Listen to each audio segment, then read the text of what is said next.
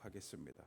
최근에 카이스트 김갑진 교수님이 세계 최초로 자석을 이용해 그 양자 컴퓨팅 기술을 구현 실증했다고 합니다. 잘 모르겠죠? 뭔지 저도 잘 모르는데 이게 엄청난 일이라고 합니다.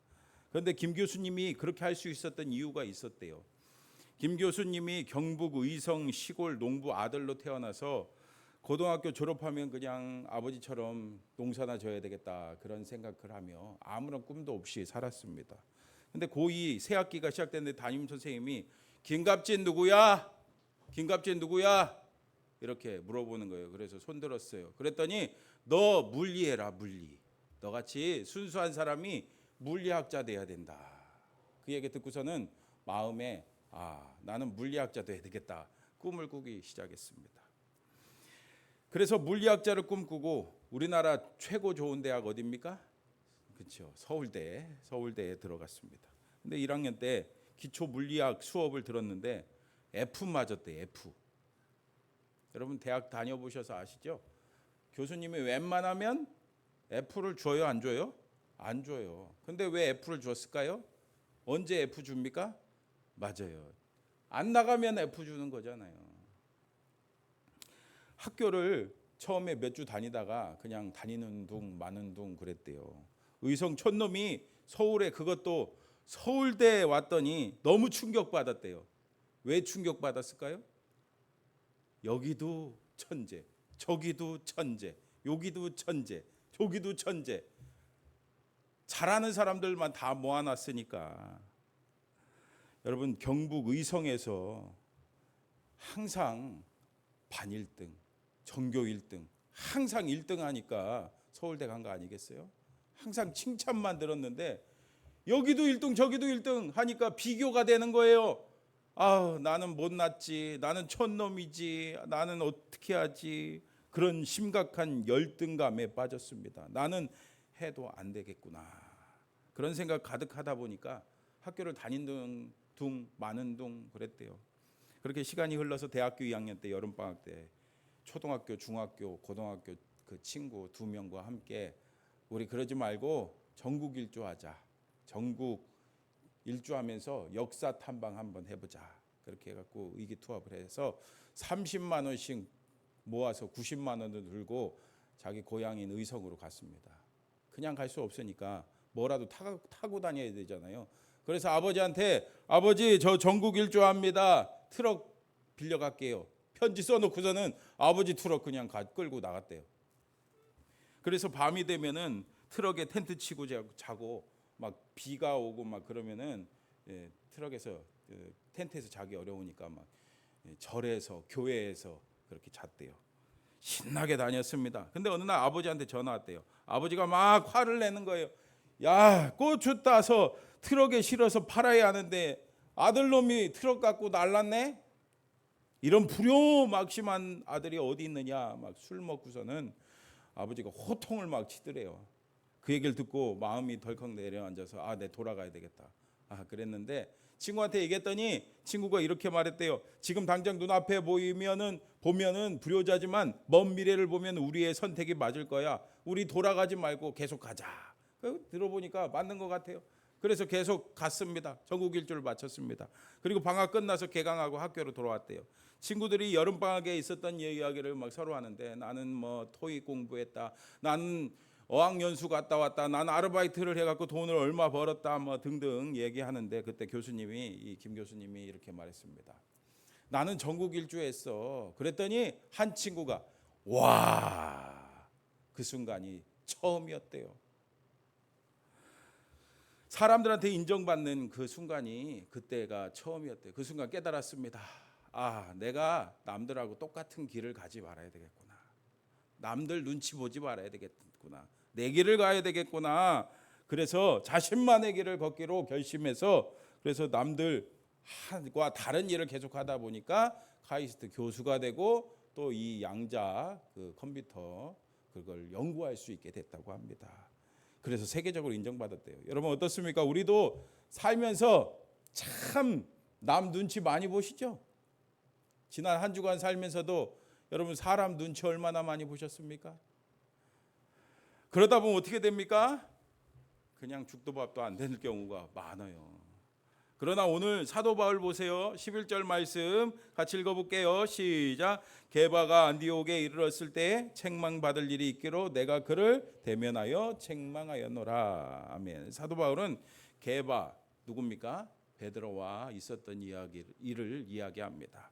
바울은 베드로가 이방인 교회가 있는 이 안디옥에 왔을 때 그에게 책망할 일이 있어서 책망했다고 말합니다. 여러분, 베드로가 누굽니까? 베드로는 예수님의 수제자고 또 초대교회 지도자 중에 한 사람이고 사도입니다. 아주 명망 높은 사람입니다. 그런 사람에게 사실 이 바울이 한참 후배잖아요. 그런데 당당하게 책망했대요. 여러분, 이 바울 사람 눈치 봅니까? 안 봅니까? 보지 않습니다. 그럼 도대체 베드로가 무슨 잘못했길래 바울이 이렇게 책망합니까? 12절에 나오죠. 12절 보세요. 야고보에게서 온 어떤 이들이 이르기 전에 게바가 이방인과 함께 먹다가 그들이 오매 그가 할례자들을 두려워하여 떠나 물러가매.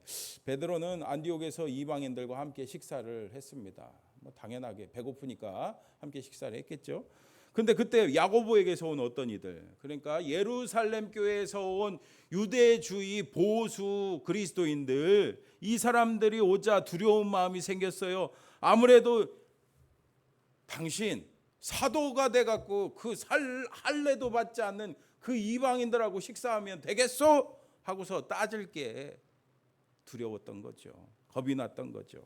여러분, 우리가 지금 이 시각을 우리 시각으로 봤을 때 아이 뭐 그 밥 먹는 거 갖고 뭘 그렇게 밥 먹을 땐 누구도 안 건드려요?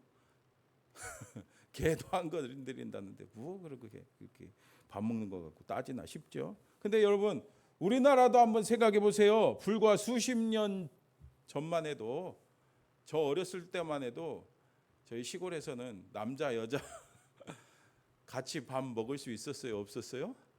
예. 아주 심한 유교 뼈대 있는 집안들은 남자랑 여자랑은요 같이 밥 먹을 수 없었어요. 남자는 남자끼리, 여자, 여러분 이게 무슨 남일 같습니까? 예. 여러분들도 어린 시절 그랬잖아요, 그죠? 남자 여자 따로 밥 먹었잖아요. 그리고 더군다나 그 당시 함께 식사를 한다는 것은 단순히 밥을 먹는 거 이상이었습니다. 그러니까 한 배를 탄 운명 공동체라는 그런 의미가 있었어요. 그래서 유대인들은 부정한 이방인들과 식사하면 돼요, 안 돼요? 안 됩니다. 더군다나 저 할례 받지도 않은 저 이방인들하고 같이 식사한다는 것은 말이 되지 않는 겁니다. 이런 생각이 들자 베드로가 슬금슬금 사람 눈치 보면서 함께 식사하다가 떠났어요. 근데 여러분, 계속해서 말씀 보세요. 문제는 거기서 그치지 않습니다. 13절 말씀 함께 읽어봅니다. 시작. 남은 유대인들도 그와 같이 외식함으로, 아멘. 여러분, 이래서 리더가 중요한 거예요. 여러분, 리더를 정의할 때 뭐라고 합니까? 영향을 끼치는 사람, 영향력을 끼치는 사람이 리더라고 하잖아요. 베드로에게 영향을 받아서 어떤 일이 벌어졌어요? 남은 유대인들, 그리고 심지어 바나바도 함께 외식을 합니다. 겉으로만, 형식적으로만 그럴듯하게 치우치는 죄를 범했다는 거예요. 근데 여러분, 이 말씀 보면서 아우 나는 리더 아닌데 라는 생각 여러분 들죠? 여러분, 근데 여러분 다 리더예요. 여러분, 권사님들, 안수 집사님들, 우리 집사님들, 심지어 오늘 처음 온 새신자도요 리더가 될 수 있습니다. 왜요? 우리는 서로 다 영향을 받기도 하고 주기도 하잖아요. 알게 모르게 우리는 서로 더불어 살기 때문에 그렇습니다. 그리고 이 외식이요 비단 이들만의 문제가 아니에요. 오늘 우리 안에도 이런 외식이 있지 않습니까? 겉으로만, 형식으로만, 한마디로 뭐라고 합니까? 이걸 종교생활이라고 말하잖아요. 우리들 교회 김양재 목사님 아시죠, 여러분? 이분이 서울대 피아노과 졸업하고 그렇게 아주 믿음 좋다고 또 물질적으로도 부유한 장로님, 권사님 집안에 시집 갔잖아요. 근데 거기서 엄청난 시집살이를 살지 않았습니까? 시부모님이 교회에서는 어흠 할렐루야 하면서 거룩한 장로님, 권사님이었지만 실제적으로는 어땠어요? 거듭나지 못한 그리스도인이었어요. 거듭나지 못한 종교인이었기 때문에 그렇게 고통의 시간을 보낼 수밖에 없었습니다. 이렇게 베드로 그리고 남은 유대인 바나바가 외식하는 모습을 볼 때 사도 바울은 어떤 마음이 들었을까요? 어떤 마음이 들었을까요? 분이 막 차올랐습니다. 의분이 차올랐습니다. 그래서 그는 어떻게 합니까? 14절 말씀 같이 읽어볼게요. 시작. 그러므로 나는 그들이 복음의 진리를 따라 바르게 행하지 아니함을 보고 모든 자 앞에서 게바에게 이르되 내가 유대인으로서 이방인을 따르고 유대인답게 살지 아니하여 하면서 어찌하여 억지로 이방인을 유대인답게 살게 하려느냐 하였노라. 아멘. 바울은 이렇게 사람들이 복음의 진리로 따르지 않는 모습을 보면서 모든 사람들 앞에서 베드로를 책망합니다. 근데 여러분 여기서 우리가 의문이 들죠. 여러분 누군가 잘못하면은 어떻게 해요? 제가 대놓고 권사님 똑바로 하세요 하라면은 삐져갖고 다음 주에 교회 안 나올지 몰라요. 그렇죠? 그런데 베드로가 그래도 오늘 이 사도고, 그렇죠? 이 초대교회의 아주 중요한 지도자니까 체면이 있는데, 그래서 바울이 살짝 베드로를 불러서 책망할 수도 있잖아요. 그런데 이렇게 사람들 앞에서 부끄럽게 이렇게 책망하는 이유는 뭘까요? 그 이유가 뭡니까? 맞아요. 그는 타협할 수 없다는 거예요. 복음의 진리를 이 율법의 형식과 절대 타협할 수 없다는 겁니다. 베드로는 더군다나 초대교회 리더로서 영향력이 큰 사람이기 때문에 그냥 넘어갈 수가 없어요. 그냥 넘어갈 수 없어요. 그러니까 그가 뭐라고 책망합니까? 14절 하반절 보세요. 내가 유대인으로서 이방인을 따르고 유대인답게 살지 아니하면서 어찌하여 억지로 이방인을 유대인답게 살게 하려느냐. 너도 이방인으로서 살기 어려운데, 너도 이방인으로 살기 어려운데 이방인을 어떻게 유대인으로 억지로 살게 하겠느냐는 거예요. 여러분 맞죠? 참 여러분들 뭐 해외 같은 데 나가 보시면은 그 음식 같은 거 있잖아요. 맞든가요? 안 맞잖아요. 김치 없으면 밥 먹기 힘들잖아요. 쉽게 말하면 그런 거예요.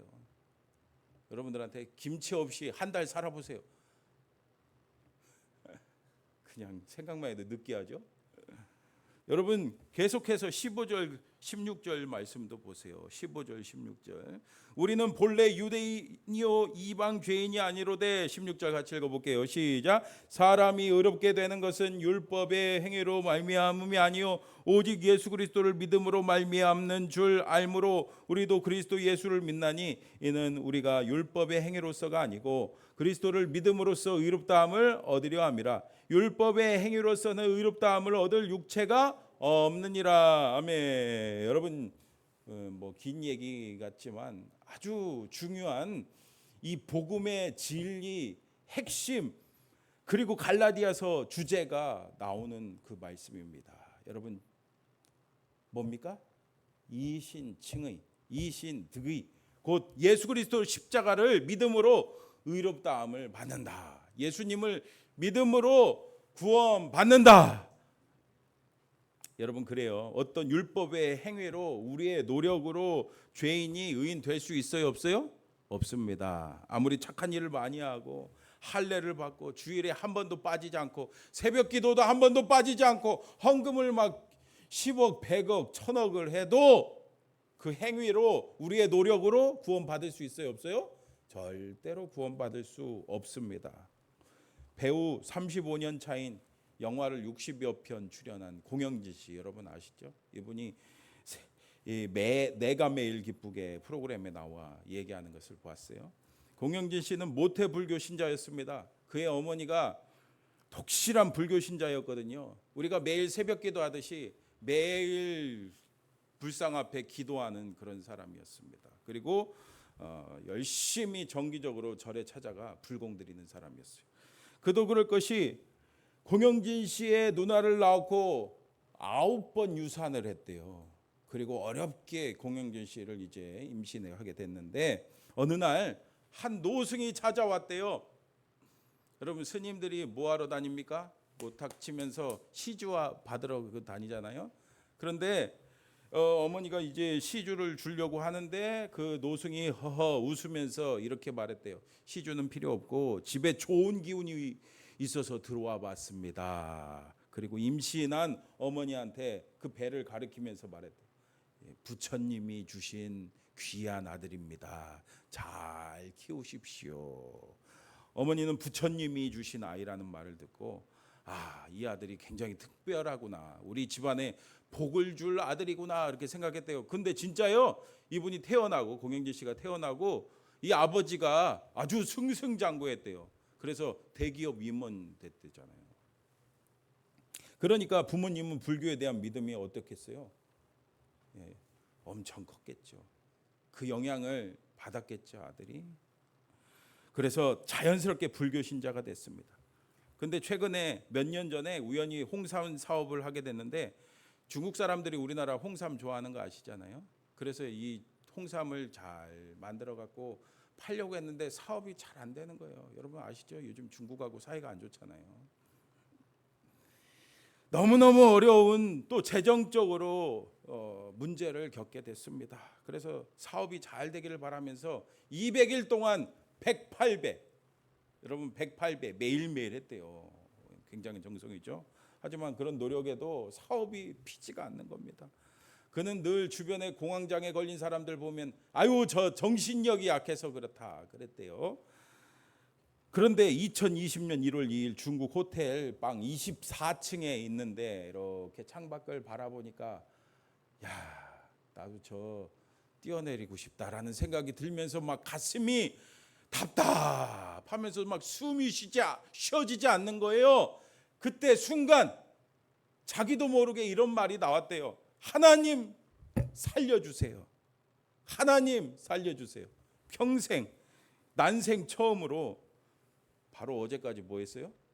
108배 했는데 하나님 살려달라고 그 말이 나왔대요. 하나님 찾았습니다. 그리고 다음날 그 누나가 2006년부터 교회를 다니기 시작해서 아주 독실한 크리스찬이 권사님 되셨대요. 그래서 그 누나한테 전화를 했대요.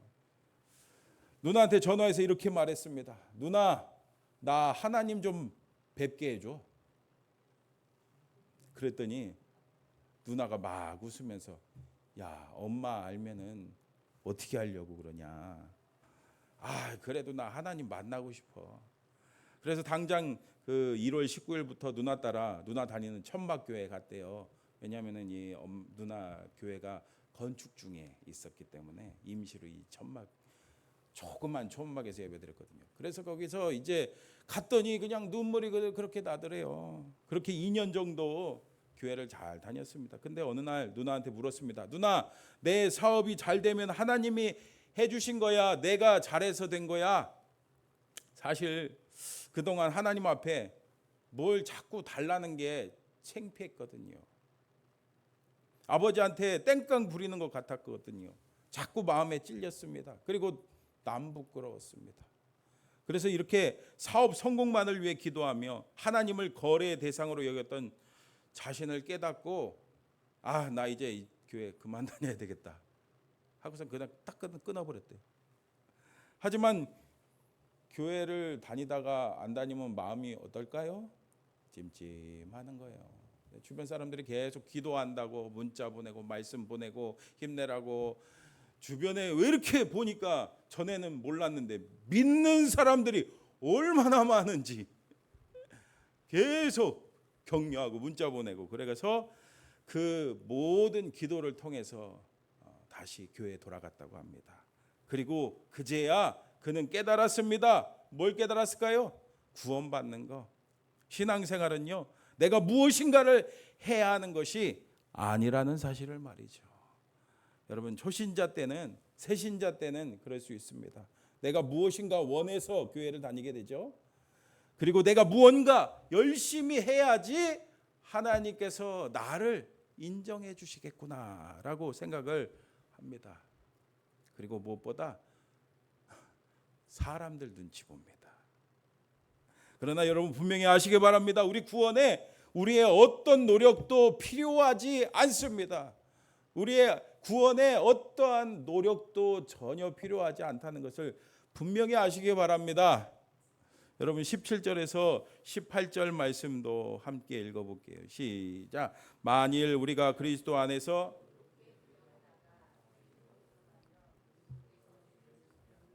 결코 그럴 수 없느니라. 만일 내가 헐었던 것을 다시 세우면 내가 나를 범법한 자로 만드는 것이라. 아멘. 바울은 율법을 지키지 않더라도 예수 그리스도를 믿으면 구원받는다라고 계속 가르쳐 왔습니다. 그래서 바울의 대적자들은 이 논리가 사람들을 율법을 지키지 않게 만들고 죄짓게 만든다고 막 비난했습니다. 이에 대해서 바울은 이들의 주장이 예수님께서 우리를 죄인 만든다고 지금 억지 논리를 부리고 있다고 얘기하는 거예요. 그러면서 율법에 대해서 단호하게 말하죠. 19절 말씀입니다. 같이 읽어봅니다. 시작. 내가 율법으로 말미암아 율법에 대하여 죽었나니 이는 하나님에 대하여 살려 함이라. 아멘. 여러분 바울만큼 율법을 잘하는 사람이 어디 있겠습니까? 그러나 그는 율법으로 말미암아 율법에 대하여 죽었다라고 말합니다. 왜요? 하나님에 대해서 살려고요. 하나님 안에서 살려고요.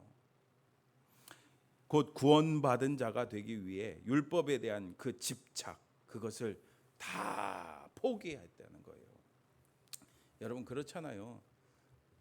이 세상에 율법을 100% 지켜서 구원받을 사람이 있겠습니까? 율법을 100% 지켜서 구원받을 사람이 있을까요? 한 명도 없어요. 그러니 절대 아무리 노력해도 율법으로는 우리가 구원받을 수 없다는 거예요. 그럼 여기서 여러분 질문이 생기죠. 오늘 질문을 많이 하는데 여러분 어떤 질문이 생깁니까? 그러면은 예수님 믿으면은 우리가 그냥 아무렇게나 살면 되나? 그런 생각이 들잖아요. 아무렇게나 살아도 여러분 됩니까? 그에 대한 답이 20절에 나오죠. 우리 20절 우리 지난달 암송 말씀인데 여러분 기억나시죠? 우리 같이 읽어봅니다. 시작.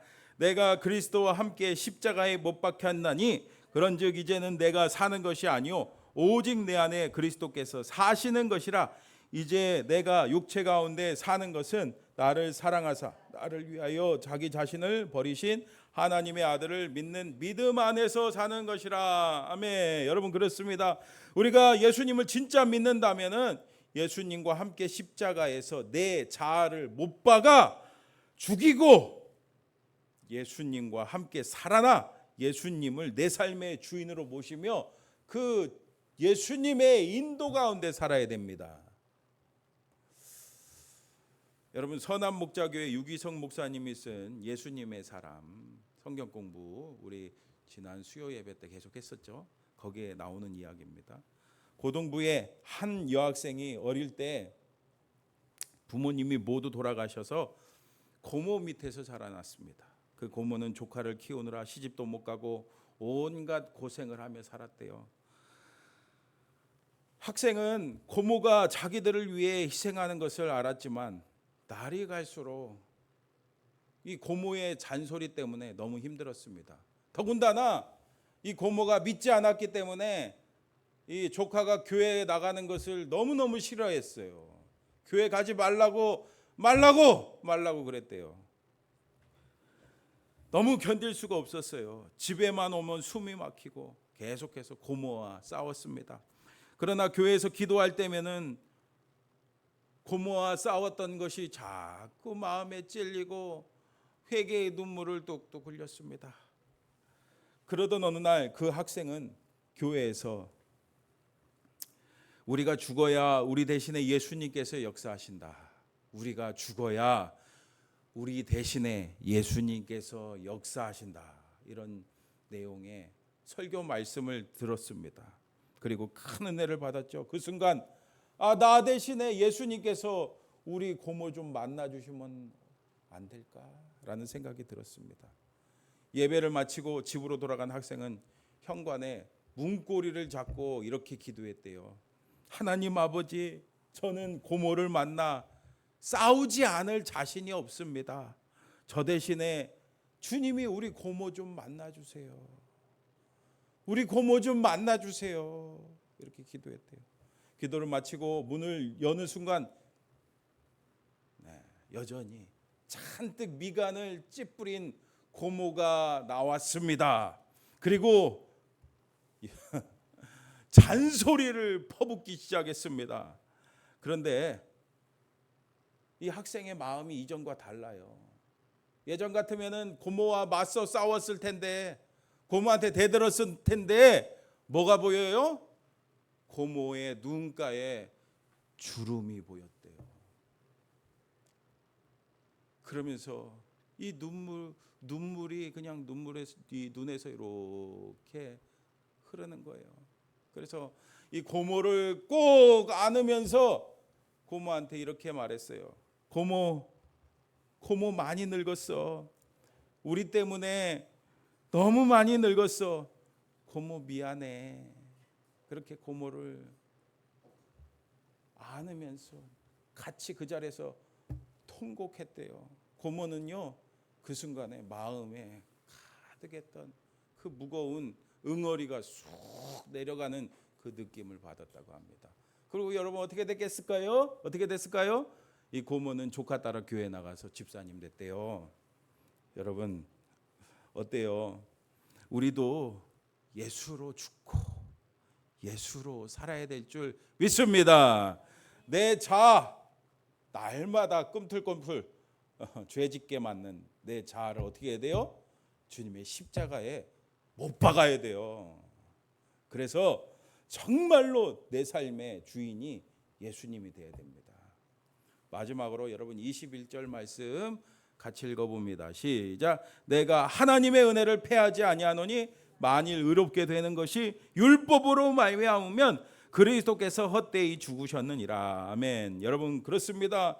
우리는 지금 예수님께서 십자가의 보혈을 흘리셔서 죽으셔서 구원의 문이 활짝 열린 은혜의 시대에 살고 있습니다. 그래서 어느 누구든지 어떤 죄인이라도 예수님을 믿으면 구원받는 줄 믿습니다. 예수 믿고 회개하면 우리의 노력과 우리의 공로와 우리의 어떤 상황과 상관없이 그 예수님의 보혈의 피로 말미암아 우리는 죄 용서받고 의인되고 구원받아 하나님의 자녀가 되는 줄 믿습니다.